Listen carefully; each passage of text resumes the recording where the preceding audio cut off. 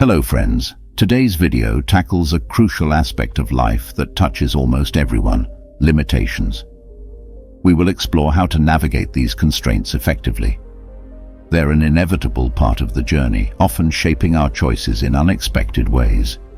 Constraints can be like invisible walls, restricting our actions and forcing us down paths we wouldn't have chosen. They can arise from external factors like responsibilities, circumstances, or expectations, or even from our own internal anxieties and fears. They can feel suffocating sometimes, and in these situations we often feel powerless and struggle to make choices based purely on our desires.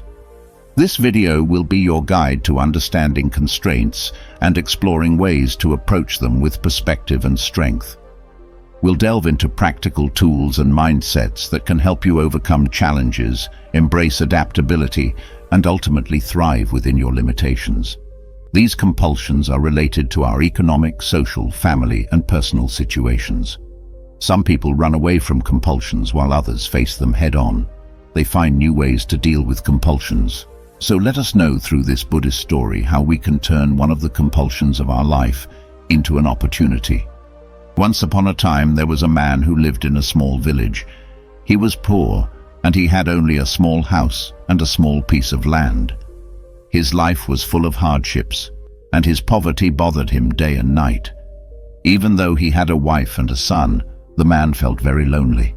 He would often think to himself, "I have so many struggles in my life. I have to go to work every day to support my family. If I don't work, what will my family eat? How will my house run? I have to work for my son's future."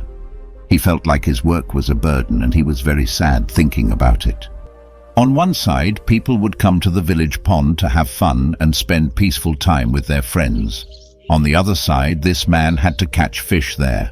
While others in the village enjoyed moments of leisure by the pond with their friends, he found himself obligated to catch fish merely to reduce the cost of food for his family, and his family could eat the fish caught from this pond. The caught fish served as a crucial source of sustenance for his family. The man was helpless, and he wanted to see his family happy, but his poverty had taken away the happiness and peace from his home.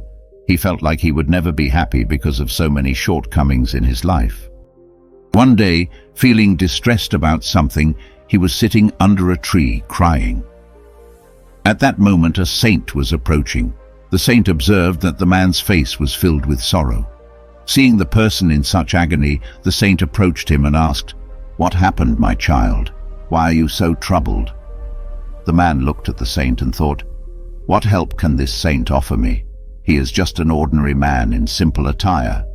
With skepticism, the man said, "You are just a saint.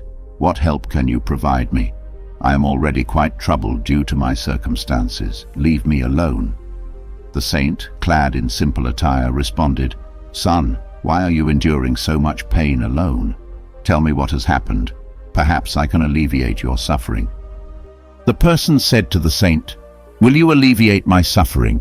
How can you free me from my hardships? You yourself don't know what difficulties are. What adversity have you faced in your life? What do you know about struggles? You don't even have to worry about anything. You don't work, and you don't have to take care of a family. I have to work day and night, taking responsibility for my family." The saint remained calm even after hearing the harsh words. He understood that this person perceived his work and difficulties negatively, and therefore he was not able to approach any task with a positive mindset. Smiling, the saint said, "Just a moment, I can turn your difficulties into strength. You will never feel burdened while working, and you will never consider working for your family as a burden. I will show you a path where you will joyfully perform every task. But you have to work for me first. Are you ready?" The man pondered upon the words of the sage. The sage had said that there is a path through which one can joyfully accomplish every task, and in return, one has to perform only one task. But is this true? Would the sage actually know something, or is he just trying to make a fool out of me? After thinking for a while, the man declined the sage, saying, "I don't believe you can tell me such a thing." With this, the man refused and returned home. For several days, the words of the sage lingered in his mind. However, slowly but surely, he began to forget about the sage and his words. The sage, too, gradually faded from his thoughts. He resumed his daily routine. Then, after a few months, he met his friend one day who said, "A wise sage is coming to our village to deliver a lecture. He not only speaks but also demonstrates what he preaches.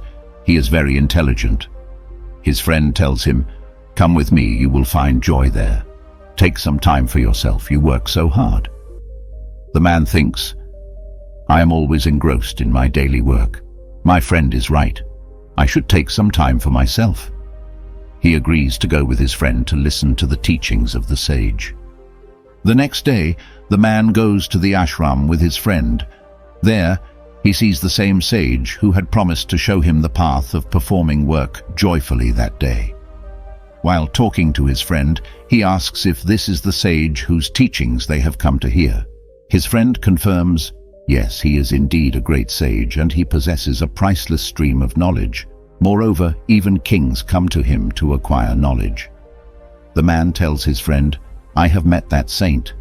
Then he narrates the entire story to his friend. After listening to the whole story, his friend says, "If the saint has given you a promise, he will surely fulfill it. You should meet him again." The man then thinks to himself, "Will it be right for me to meet him now? What will he think of me?"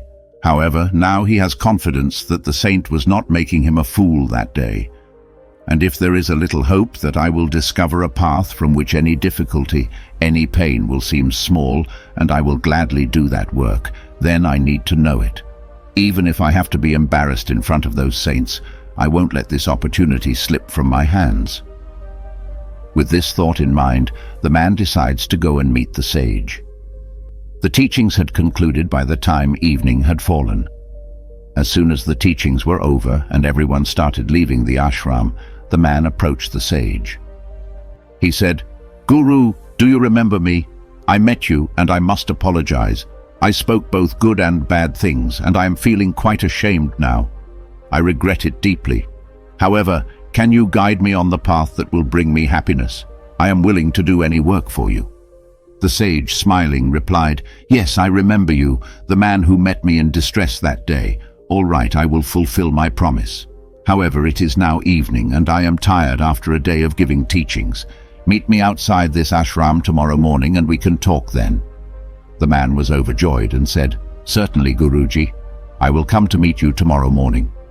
In the morning, the man goes to meet the sage outside that ashram.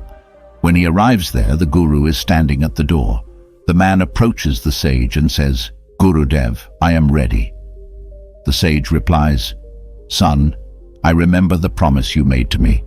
However, to understand you, I need you to perform a task for me." The man tells the sage, "Yes, Guru, I am willing to do anything. What is the task that I can do for you? Please let me know." The sage takes him to a pond nearby, where there is a large stone blocking the flow of water. The sage says, "Son, do you see this stone that is sitting here, obstructing the flow of water?" The man responds, "Yes, Guru." Then the sage says, "You need to remove this stone from here. As soon as you remove this stone, you will find the answers to your questions." A person says, "But Guru, how is it possible? This stone is so big, how will I remove it? And then by removing this stone, how will the difficulties in my life be eliminated? I don't understand." The sage says, "You had said that you would do any task for me. You must remove this stone. Otherwise I will never answer your questions. Now I am going to my ashram. When you complete this task, come to meet me." Saying this, the sage proceeded towards his ashram. The man thought, "I don't understand why Guruji is giving me the task of removing this stone. But whatever it is, I need a solution to my problems. I am very unhappy with my life, and if removing this stone will provide answers from Guruji, then fine. If Guruji is telling me to do it, there must be a reason for it." Thinking so, the man began attempting to remove the stone with his hands. However, the stone was so large and heavy that it didn't budge at all. After a while, tired and defeated, he tried again by leaning against it and using the strength of his back. He noticed that the stone moved a little from its place, but as soon as it shifted a bit, the stone returned to its original position. The man's self-confidence shattered. He thought to himself, What kind of task has this sage given me? This stone isn't even budging. The sun was scorching and the man was soaked in sweat. He stopped in the middle, but then he remembered the sage's condition. According to it, if he didn't complete the task, he wouldn't get what he desired. Doing this work was a kind of compulsion for him. After a considerable amount of time had passed, the man spotted a tree nearby. Upon seeing the tree, an idea struck him. He thought, why not wedge a piece of wood under a stone and place my weight on the wood? This way, I'll need less effort, and due to the wood being larger and stronger, the result will be more effective. The man immediately set to work, breaking off a large and sturdy piece of wood from the tree. He tore off all the small twigs and leaves, creating a straight piece of wood that he could use. Next, he dug a hole next to the stone where he could insert the wood. The man secured one end of the wood under the stone and then, holding two large stones in his hands, sat on the other end of the wood. Almost instantly the stone shifted from its place, and the flow of water resumed once again. The man was very happy. He felt confident. Running to the sage, he said, "Guru, I have demonstrated. I removed that stone and fulfilled my promise." After listening to the man's entire story, the sage said, "You did a good job. You worked hard, devised a strategy, utilized your intellect. But tell me, did you think you could do this?" The man replied, "No, Guru. I did not think I could move such a big stone." The sage asked, "Now tell me, why did you do all this?" The man answered, "Because that was your condition. If I hadn't done it, I would never have received the answer." The sage said, "So you're saying that doing this was your compulsion?" The man said, "Yes, but why do you keep asking the same question?" Sage smiles and says, "I wanted to explain exactly the same notion earlier, just like today. You had this restriction, the compulsion to move the stone to get what you want. In the same way, in your life too, various challenges will come before you." The sage continues, "It's the constraints that propel you to undertake tasks you might not believe you can accomplish. Your constraints are not a burden on you, but because of these constraints, you are alive. Think for a moment, if you didn't have constraints upon you, and there was no obligation to earn for your family by working, would you even step out of your home? No, right? You would just sit comfortably in one place. But is living like this correct and healthy? Would it not lead to various diseases? Your constraints drive you to work, maintaining your health and vitality. Embrace these constraints, for they can guide you toward your desired destination. It's the very chains that bind you that force movement. Keep your blood pumping, your spirit ablaze. Your goals, your aspirations, these constraints illuminate the path towards them. It tells us what we should do to reach that goal. Your problem is not that you have constraints upon you, but rather your problem is that you perceive those constraints as a burden. Our constraints can become a means for us to achieve our goals and can lead us in new directions. Just like you used wood to lift that stone, something similar happens in our lives. When people at higher levels, such as our boss, parents, or a mentor, assign us difficult tasks, we often feel that these tasks are challenging for us. For example, when our boss gives us a big and challenging task to handle, or when a competitor in your business presents difficulties that seem hard for you, how will you face it? Often we don't want such challenges to come our way, but the truth is that they are in front of us and are hindering us from achieving our goals. What do you think most people would do in this situation? Certainly no one wants to face a crisis, but when a massive problem stands before them, difficult challenges that trouble them, what do? What might people do? Whenever colossal and formidable problems arise in our lives, the reality is that they ask us a question. Are you capable of this goal? Can you face this test? What will your response be to this question? What happens when a problem arises before you, the solution to which is difficult for you? Will you run away? Will you leave your goals to the hands of fate? If we look towards history, thousands of people answered these questions with a no. They laid down their weapons, abandoned their goals, solely because they faced a formidable challenge. We continue to do the same in today's era.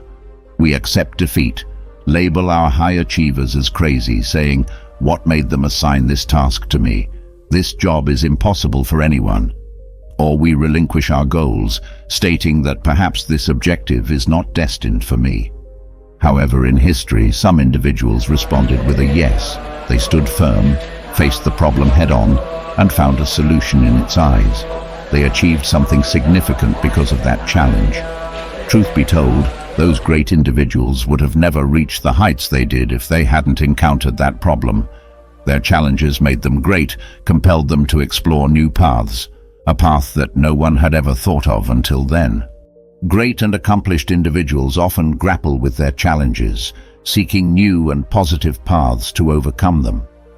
Challenges put us in difficult situations, compelling us to search for innovative solutions. This is the approach through which we can achieve our goals and make our lives successful. It is the right way to perceive our difficulties. When your focus is on your goals, your problems will start to seem small. Friends, can you tell me what you learned from today's video in the comments? Along with that, I hope you enjoyed today's video. So share this video with someone who needs it and subscribe to the channel right after that. Now let's meet in another new video.